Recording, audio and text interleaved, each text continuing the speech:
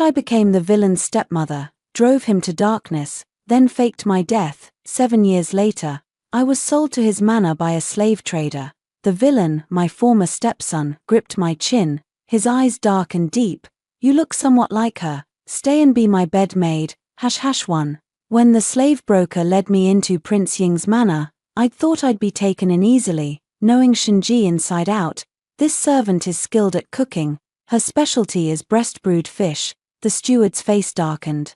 He snorted. His Highness hates that dish more than anything. I froze. That was Shinji's favorite. When had his taste changed? I refused to give up, adding quickly, this servant also tells stories. I traveled widely in my early years and know all kinds of folk tales by heart. Steward, he waved me away, impatient. His Highness never listens to such things. Next, I stood there, numb. How could that be? Back then, Shinji had begged me for stories every single night. He could never grow tired of folk tales. I followed the slave broker out, dejected. The wind cut through the courtyard gate, making me shiver. I'd been rejected. The broker already thought I was bad luck. Seeing me hesitate, she glared and slapped my hand hard. You useless girl, you swore you'd be chosen. And I actually believed your lies. My already cold hand flushed red at once. I gritted my teeth and silently marked the score. Meow, a lazy, drawling cat call cut through the air. A lion cat turned the corner, pure white with no trace of other color, its eyes one blue, one yellow. My eyes lit up. I blurted, Little Snow. Little Snow darted to me and meowed again, this time, pitiful and aggrieved, as if accusing the master who'd abandoned her. I felt guilty. I'd just crouched down when she leaped into my arms, nuzzling my neck affectionately, purring softly. I almost cried. I was in a completely new body now. I never thought this little thing would still recognize me. As I fussed over her, a shadow fell over me. I looked up. The man before me was tall, dressed in a stone blue robe trimmed with cloud patterns, a jade pin set with cat's eye stone holding back his black hair. He stood against the eve's sunlight, as if melting into the cool spring air, but when he spoke, his voice was colder than the biting spring chill. Who are you? #2, my lord. This is one of the women brought by the slave traders today, steward, he reminded him. How did you know her name is Little Snow? Shinji stared at me, his gaze dark and penetrating, like he could see straight through me. My heart jolted. I never thought we'd meet again like this. I fought to steady my nerves and bowed. This servant has only been in the capital a short while. But I've heard His Highness keeps a beloved pet named Little Snow. When I saw her, she looked so cute I couldn't help myself. I meant no offense to your lordship's pet. Please forgive me. As I finished, I sensed the already heavy air turn deathly still. A bad feeling pricked at me. What had I said wrong? Is that so? Shinji studied me with a cold, amused smile. His lips were curved, but his narrow eyes held a chilling sharpness. I renamed her 7 years ago. The name Little Snow is not common knowledge. My mind went blank. If she no longer went by that name, why had he set a trap? He'd been waiting for me to fall. I'd only just escaped the system and won a new life. I couldn't die here, it wouldn't be worth it. You lie smoothly, Shinji remarked. This servant would never dare deceive your lordship. I knew how cruel this world's villain was. Cold sweat soaked my back, but I forced myself to keep going. This servant, heard it long ago. I haven't come to the capital for the first time. When I was young, I came with my family. I was fortunate enough to see the late Crown Princess Pei, holding a lion cat and calling her Little Snow, before I could finish. A pale, strong hand clamped around my throat. My words died in my throat. I couldn't breathe. If you wish to enter my manor, you ought to learn what not to say. Shinji tidied his gold-woven collar slowly, lazily, as if killing me were no harder than crushing an ant. Know what you may speak, and what you must never mention. If you can't even grasp that, you'll be wiser in your next life. His voice was still calm, but the slight red at his corners of his eyes betrayed his fury. My heart sank. After all these years, he still hated me this fiercely. I couldn't believe it. #3. In my past life, I'd been the minor stepmother who drove the villain to darkness. I'd gotten what I deserved, in a way, but I'd died horribly, long ago. Wasn't that enough to settle his grudge? To fly into a rage just at the mention of my name, it was too much. I was fading in and out of consciousness as he squeezed my throat, showing no sign of letting go, after my fake death. The system had given me a final reward. I could choose a new identity to live in this world, wanting a quiet, comfortable life. I'd picked the daughter of a wealthy merchant from the south, named Wen Pin. She drowned at 10. I'd taken over her body the moment she died. For 7 years, I'd been weighted on hand and foot. This body was soft, delicate, unused to pain. His grip was unbearable. My mind drifted hazily back to my past life. Back then, I'd been the crown princess. Praised by everyone in the capital, virtuous, gentle, respectful to superiors, kind to inferiors. No one could find fault with me. I'd treated my stepson Shinji as my own, and he'd grown deeply attached to me. At first, though, the boy had hated me. It was only natural. Accepting a stepmother felt like betraying his own mother. It had taken me a long time to win him over. He'd never gotten along with his father, the crown prince. I'd smoothed things over between them, running back and forth. Acting as peacemaker and scapegoat, I'd fussed over his meals, making whatever he craved even if ingredients were out of season. I'd find a way. He was allergic to pollen. Every blooming season, he'd cough violently, and the whole Eastern Palace ignored him.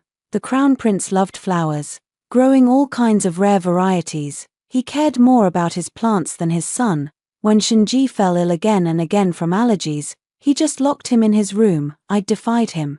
Ordered all the flowers moved to the outer courtyards. Better to cage flowers than people. I'd memorized every one of Shinji's likes and dislikes. He was terrified of thunderstorms. His mother had died on one. So every night lightning flashed, I'd stood guard outside his door with a lantern. Sometimes I read to him. Sometimes I rambled on about folk tales. Only my voice could lull him to sleep. At first, he'd said I was just putting on an act, but the capital's rainy season was long. And I never missed a night. Another year, he'd contracted a plague while accompanying the crown prince to relieve a disaster in the south. Almost no one dared go near him, not even his father, even though he was a royal grandson. The crown prince was young and would have other children. Since Shinji was unlucky, they'd left him to die, but I'd rushed there from the capital, not even stopping for tea, then locked myself in his quarters, caring for him day and night. Shinji had been weak in bed, but still clear-headed. He'd rambled to me about many things. He said he didn't blame his father, he just hadn't thought he'd see me again.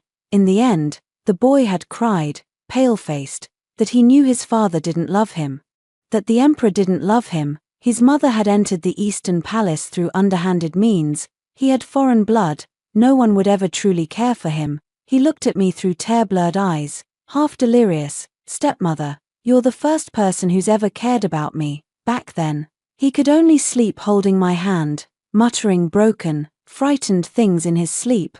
When he recovered, whether from growing up or surviving near death, he'd grown distant from everyone, but clung to me more than ever. #4. Later, the crown prince, already falling out of favor, got drunk at a palace feast and was caught in bed with a man. The scandal of his preference for men destroyed his chance at the throne. The imperial family was shamed. The emperor deposed him in a rage, exiling him to the wild northwest. To compensate me for my wasted life, he granted me a divorce. Shinji, as a royal descendant, was left trapped in the capital. Surrounded by enemies, with no one to protect him, and at his lowest, most vulnerable moment, I, the person he trusted most, stabbed him in the back. I still remembered his face when he learned I'd been a spy planted in the Eastern Palace by third Prince Shinzong. It was the calm of a world collapsing. Held together only by self-deception, he forced a smile sadder than tears, stubbornly saying, "Stepmother, say it isn't true, and I'll believe you." And in his trembling, hopeful eyes, I admitted everything, that I'd only approached him to bring down the crown prince, that all my kindness had been a lie. In that moment, I saw a despair on his face that even the plague hadn't brought, like a fresh, bright flower wilting in an instant. I also realized, dimly, that Shinji's attachment to me had run far deeper than I'd thought. He stumbled, falling to his knees. "Pei Jinghong, it's not true, right? You had a reason, didn't you? Tell me, please, don't do this to me." How pathetic. "Shinji, I gave you a little fake motherly love, And you're begging like a dog. I bit my tongue until it bled, forced by the system. I could only say crueler words, sharp blades, piercing him until he bleed. I watched his darkness value rise, watched his eyes flood with hatred. I closed my eyes, and was burned alive in front of him. His transformation into a villain was complete. In my last moment, I thought I heard him screaming hysterically, or maybe I didn't. I'd completed my cannon fodder mission and faked my death. Now, 7 years had passed before I saw Shinji again. Third Prince Shinsong was now emperor. The former imperial grandson Shinji had become Prince Ying grown, but still not sent to his own fief. When we met again, I was a slave, he was my jailer. Number 5. Just as my vision blurred, the pressure on my throat vanished. I gasped for air, clutching my neck and coughing violently until tears pricked my eyes. Little Snow circled my legs, nuzzling and mewing softly to comfort me, then turned and hissed at Shinji. Shinji was surprisingly gentle with her. All right, I won't hurt her, don't hiss at me, he added, almost puzzled. Are you getting old? Your eyes must be failing you. Little Snow meowed defiantly. Shinji lifted my chin and studied me closely. He stared for so long that I didn't dare breathe, laid bare beneath his clear, sharp gaze. You do look somewhat like her. No wonder you misnamed her. He let go of me, stood, and looked down at me. In that case, stay and be my bed maid. Bed maid? No way. Stepmother to bed maid. That same night, steward he ordered me to wait on Shinji in his chambers. I paced outside the door for at least half an hour, unable to work up the courage to step inside. I'd raised him as my son. What was this nonsense? Then Shinji called from inside. Get in here. I sighed deeply and pushed the door open. Shinji sat by the window reading, one hand holding a book, the other a white porcelain cup. The window was half open, letting in moonlight and evening breeze. He glanced up at the sound. What's taking you so long? I forced a flattering smile. This servant is crude. I'd hate to sully your highness's eyes. Might I be just a cleaning maid instead? I can even empty the chamber pots. I was desperate. Anything was better than being his bed maid. Shinji set down his cup, ignoring my suggestion. Come here. I walked forward stiffly. Stopping 3 feet away, Shinji patted his lap. Sit here. I groaned inwardly. I knew I had no right to bargain with him. One wrong move, and he could kill me without a second thought. I had come to the capital for something important. I couldn't die here. I squeezed my eyes shut and sat stiffly on his right thigh. I must have been too rigid, because Shinji looked annoyed. He shifted his leg as if to pull away. Panicked, I wrapped my arms around his neck and settled fully into his lap. His face was inches from mine. My heart hammered in my chest. 7 years had passed. Shinji was 22 now, no longer the boy who'd clung to me. His features had sharpened, mixed with foreign blood, yet with the soft mistiness of the Jiangnan south. His eyes were deep and carved, his features gentle and tender, as if softened by water. I stared, dazed, until he spoke, jolting me back to my senses. Undress. Number 6. All I could think about was morality, family bonds, decency. I covered my chest. Troubled, Your Highness, I'm afraid I can't tonight. I'm unwell. Shinji was unmoved, his gaze was cold, as if nothing I said or did mattered to him. He tilted his chin up slightly. Undress. Humiliated and desperate, I had no choice but to obey. When I had stripped down to my undergarments, Shinji still did not tell me to stop. My hands shook as I fumbled with the ties. Delaying until his patience ran out, he stopped my hands, lifted a corner of my shift roughly but gently, and fixed his eyes on my lower abdomen. It was smooth and unmarked. Shinji looked stunned. He rubbed his thumb over the skin until it flushed pink, then stopped. He lowered his eyes and sighed, self-mocking. Half his face was hidden in shadow, so I could not read his expression. After a long while, he shoved me away in disgust. Get out. I scrambled to grab my clothes and dress, my mind racing. In my past life as Pei Jinghong, I had saved him from drowning, and my lower abdomen had been gashed deeply by a rock underwater. Even with the best scar-healing ointment, a thick, ugly mark had remained. Shinji had been checking for that scar. He'd still held out hope that I was Pei Jinghong, and when he saw I wasn't, he was disappointed that he couldn't torture the woman he hated.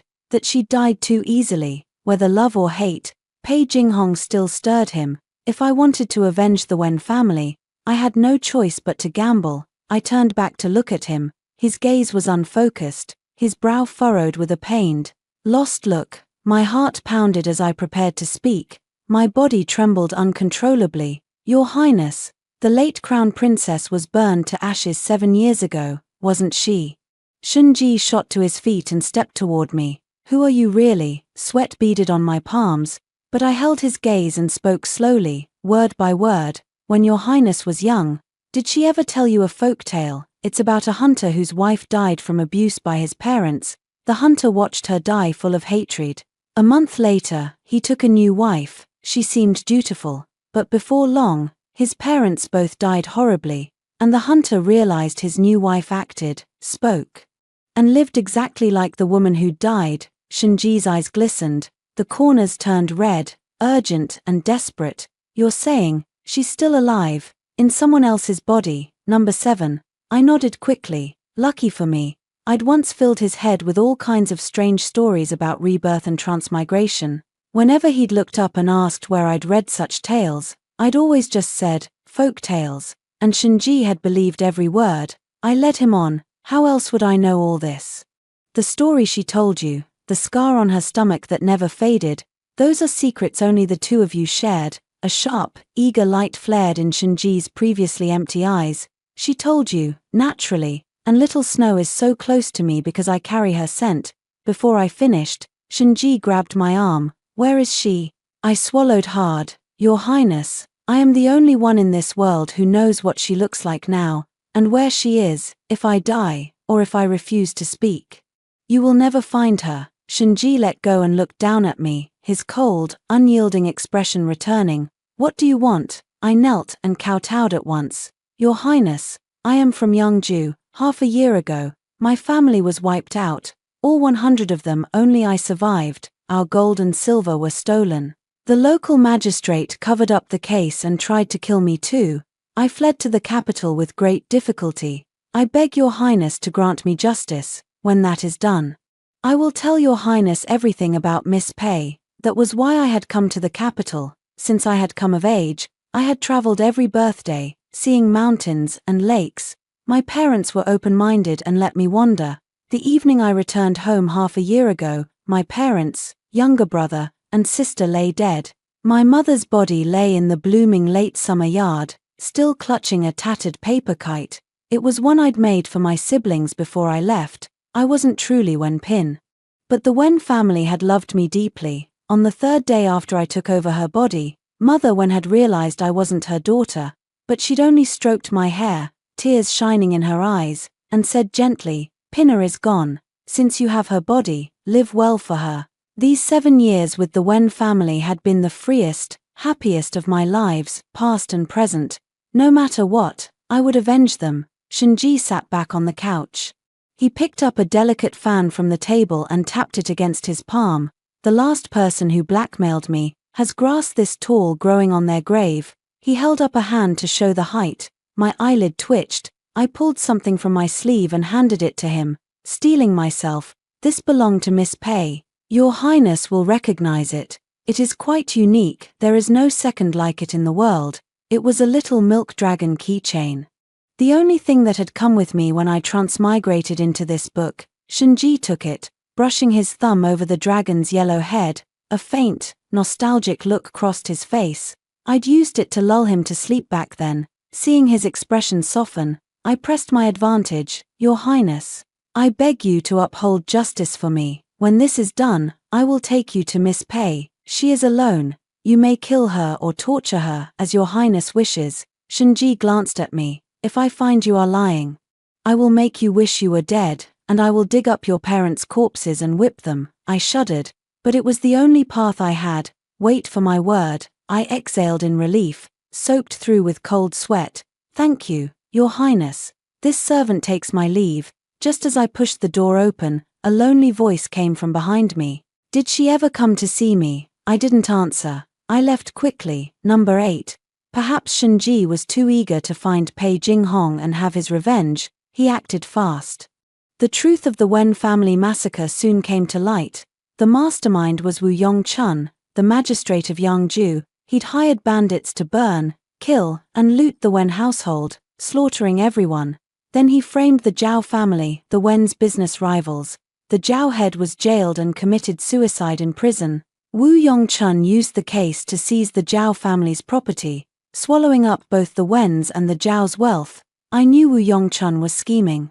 But I hadn't imagined he was this evil. Still, something felt wrong. Why then? Shenji's hand holding the fan stilled. Why what? Why did he choose to seize the Wen and Zhao families half a year ago? Business was bad then. Both families were selling their properties. Why attack then? Number 5, Shenji looked casual. He struck while the Wen and Zhao families still had some wealth left, cutting his losses. What's strange about that? I stared hard at him. This servant lives only for revenge. If your highness is hiding something from me, I fear I cannot tell you the full truth. Before I came to the capital, Miss Pei fell gravely ill. The doctor said she does not have long. It wasn't exactly a lie. If he learned I was Pei Jinghong, I truly wouldn't have long to live. Is that so? Shenji drawled. He opened his fan. A lazy, fat black cat painted on the silk. Does not have long. He repeated the words, the corners of his eyes curving with a smile that felt cold and dangerous. You dare threaten me with her? I threw caution to the wind. Your Highness, I want the masterminds dead, buried with my parents, and I swear Miss Pei will stand before you alive. After a long moment, Shenji's murderous aura faded, leaving me with the illusion that I held his lifeline. He could not risk losing her. So even with all his power, he had to meet my demands. Woo Yong-chun did not choose that time by chance. Most of the treasure he stole went to the then provincial inspector Lu Guanping, now promoted to left servant of the Ministry of Civil Personnel. The capital inspection is coming soon, once every 3 years. Local officials must be reviewed, reported by the provincial inspector, then verified by the ministry. Lu Guanping already works there. After his term as inspector, he was certain to be promoted. He holds great power over official appointments. Woo Yongchun's attack was a bribe. Lu Guanping had indeed left Yangju half a year ago. His 2-year term was ending. Woo Yongchun had bribed him heavily for rank and title, and Lu Guanping had accepted the fortune without asking where it came from. Letting my parents die. My eyes burned red with rage. Animals. Destroying 2 families just for their careers. Shenji flicked his fan lightly. How do you want them dealt with? I want Woo Yongchun torn apart by 5 horses, and Lu Guanping stripped of his position forever. Shenji snapped his fan shut sharply. Good, I promise you this. Number 9. I had no doubt Shenji could avenge me. Shenji was a strange presence in the capital. Everyone mocked him, yet no one dared provoke him. They mocked him for his parents. His father, Shun Rui, had been disgraced and exiled after being caught in bed with a eunuch. His mother, Yang Ji, had an even more tangled past. Yang Ji was the daughter of Kuan Yu, crown prince of a neighboring kingdom, and Yang Qi, a noble lady of the capital. Kuan Yu was licentious. During a diplomatic visit to the capital, he'd bedded Yang Qi, then abandoned her to marry a princess. Yang Qi had become pregnant and given birth to a daughter. Yang Ji, mother and daughter became the capital's laughingstock. Yang Ji grew up amid mockery and cold stares. Later, she set her heart on the former crown prince Shun Rui. The late emperor would never have let a woman with foreign blood enter the Eastern Palace, especially not when Kuan Yu had since become emperor of the neighboring state.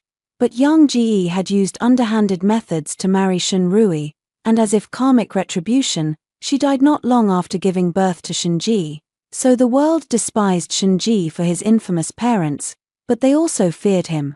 They feared his maternal grandfather Kuan Yu, who had swallowed up Western tribes and grown ferocious.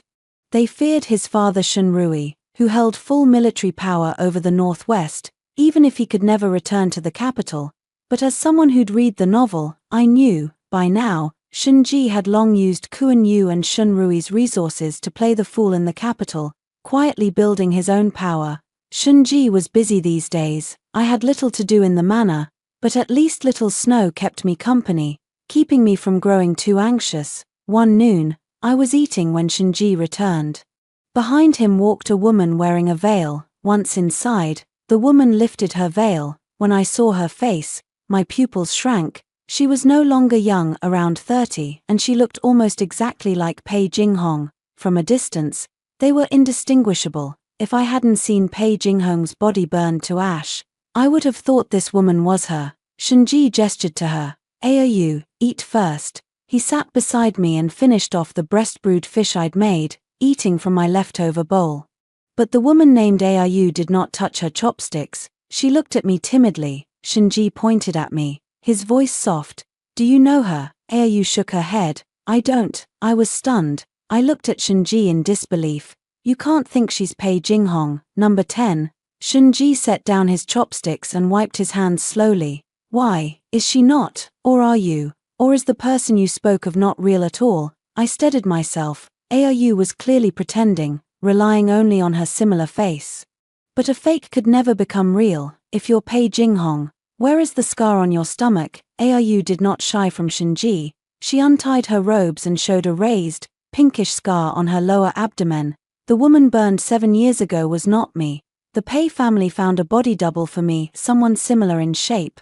My heart jolted. My father had found a double for me back then, but I'd secretly sent her away. I didn't want to involve an innocent person. Besides, Pei Jinghong's fate was to die the day Shinji turned dark. Only her death could let me be reborn. Shinji knew none of this, and my father would never tell an outsider. How did she know? Nonsense. I stood and pointed at her. "Where is the milk dragon keychain?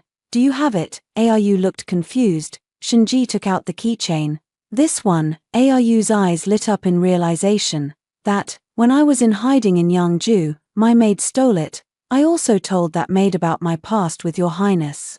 Miss Wen must have learned everything from her. Isn't that right?" I laughed in sheer, furious disbelief. "I'll ask you again. Why did you work for Shintsung back then? What was your reason?" Aoyu did not panic as I expected. She smiled confidently. Dread spread through me. "My brother served in the Ministry of Works, in charge of palace repairs. He made a mistake. His Majesty, then third prince, was the supervisor. He threatened my brother's life to force me to spy in the Eastern Palace.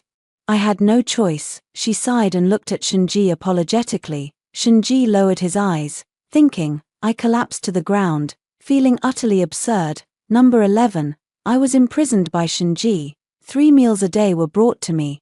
Guards stood outside my door. I was not allowed out, and no one spoke to me. During that confrontation with Aoyu, Shinji had said nothing. In the end, the woman who looked almost exactly like Pei Jinghong had won.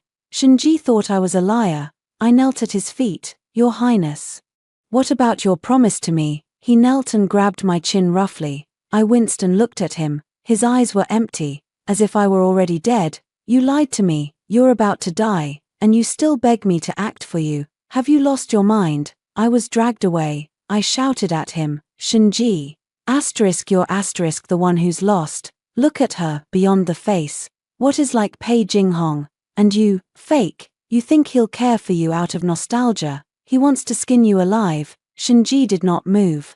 I screamed louder, frantic. "You ungrateful boy. You hated your stepmother, but now you take a fake for her. You can't even tell your enemy apart. It's laughable." I was dragged farther away. In my struggle, I thought I saw the corner of Shinji's mouth twitch into a smile, amused at my coming death. But strangely, he did not kill me. During my imprisonment, I thought of 100 ways to prove Aoyu was fake. For example, Pei Jinghong's cooking had used secret recipes. I knew them. Aoyu did not.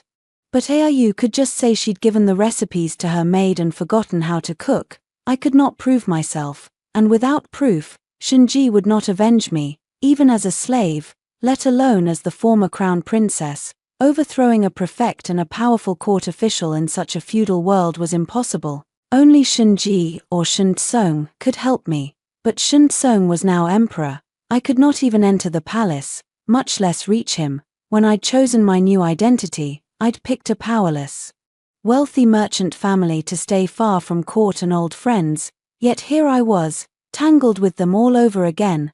The Pei family had fallen after my death. My father and brother had resigned and returned home. I would not disturb their peaceful lives. After thinking it over, Shinji was my only way out. The maid brought food as usual, opening the box. I waited until she wasn't looking, then smashed a bowl. I pressed a shard to my throat and shouted outside, "Send for your prince. He told you to watch me, not watch me die." Number 12. Shinji did not come until late at night. I was lying on the bed, half asleep from waiting so long. I felt the mattress sink beside me. I fought the drowsiness and opened my eyes.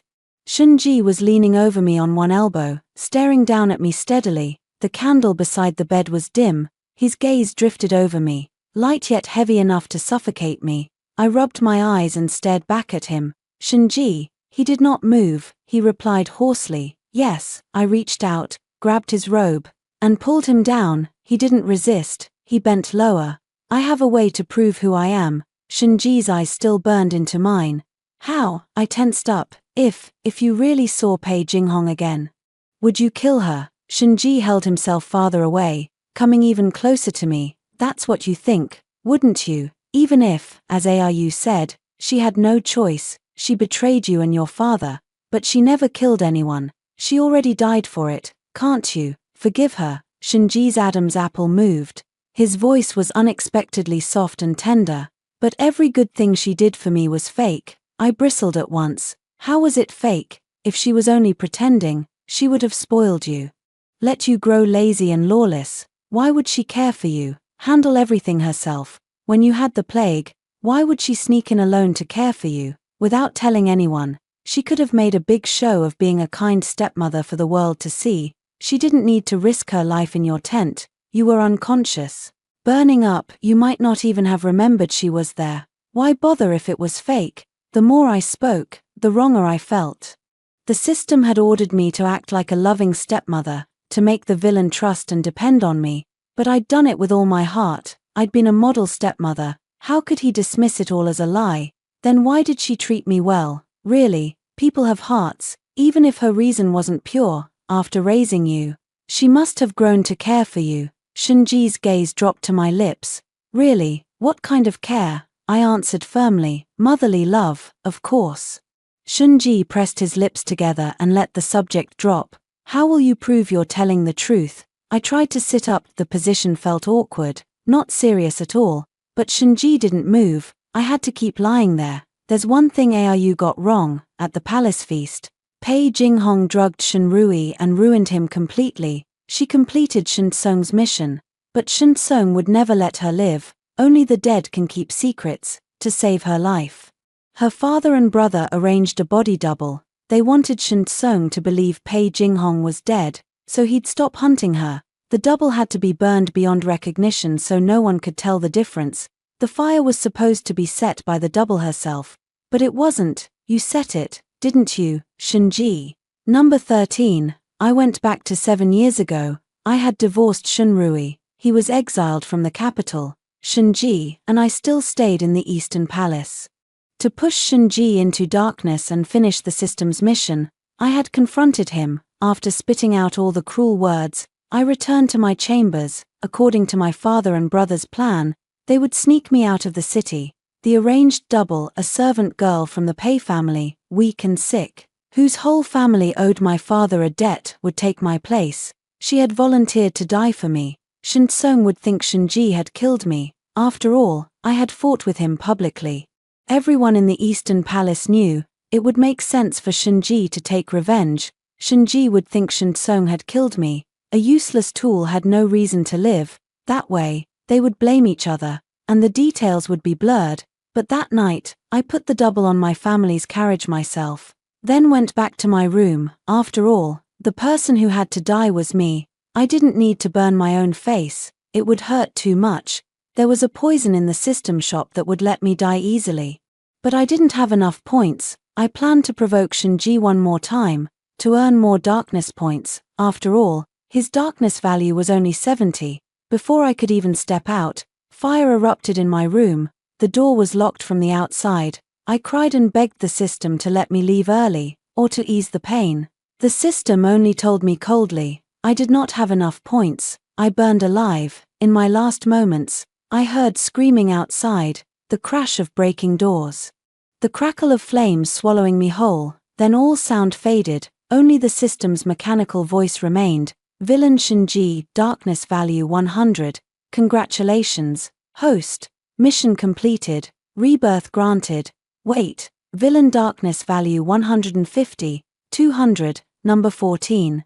Shinji's hand trembled toward my face. He didn't touch me, only hovered in the air. Did it hurt very much? My eyes stung. I turned my head away. I'm not her. It didn't hurt me. Shinji's voice was hoarse beyond recognition. I didn't know it was you in there. Would you have burned anyone else? I found out about your plan with your father and brother. I watched you get on the carriage, wrapped up, and leave the city. Shinsong's men were everywhere. The person in the room didn't move for a long time. I thought the double had backed out. If she didn't die that night, Shinsong would find out you and the Pei family tricked him. You would never be safe. No matter where you ran. Shinji spoke with difficulty. I had to burn her, but I never thought it was you. I heard you crying in pain. I heard you. I should have known. You would never let an innocent person die for you. He was shaking badly. My heart softened. I stroked his hair, just like I used to. I had thought he hated me, resented me. But I never imagined, even after knowing I'd betrayed him, he had still been worried about my safety. Was this a villain? I had raised him far too well. Lu Guanping has been imprisoned. He stole so much wealth that 8 deaths wouldn't be enough. Wu Yongchun was executed. His body is outside your door. No wonder he reeked of blood. I tried to sit up, but Shinji pressed me back onto the bed. See it tomorrow. You'll have nightmares if you look tonight. I did everything you asked me to. I didn't speak. Shinji stayed half leaning over me, waiting quietly for my answer. I sighed. You knew I was Pei Jinghong all along, didn't you? That's why you found that fake to provoke me.